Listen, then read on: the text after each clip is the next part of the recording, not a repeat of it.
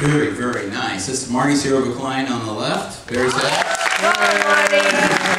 Andrew Ball, Brandon Madden on the alto saxophone.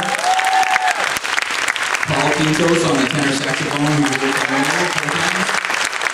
And then Cooper Nelson playing the lead on all of that stuff. Very good job, Cooper. I wish I could take credit for that because they're just locked in with time, like I did something or I rehearsed them, but I didn't do anything. I seriously just gave them the one song. The other one they bought on their own because they wanted to do more stuff. So that was very good, gentlemen. So you head off and send back the rhythm section. We're going to now do one more hand round of applause.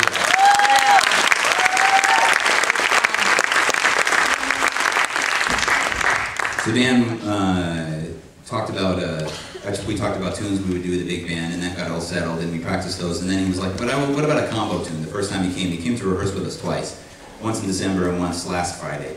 They said, you know, what about a combo tune? So we decided, and I gave the kids this song, Equinox, and ran through it once, and the last Friday Dan went through that with them, and it sounded really good, and it's a little open-ended in terms of like how it's going to happen here, fairly spontaneous, but that's what jazz musicians do, right? They have a common language and then they get together and they see what happens. And so one of the big reasons for bringing Dan, I'll go on a little bit while they're getting ready, was, you know, I went to college with him. Well, he was ahead of me. When I got to school, he was at Cal State Hayward, and he'd be holed up in the practice rooms, and there'd be like one of those long windows like this, but he'd always have his jacket stuck over the door so you couldn't see who was in there.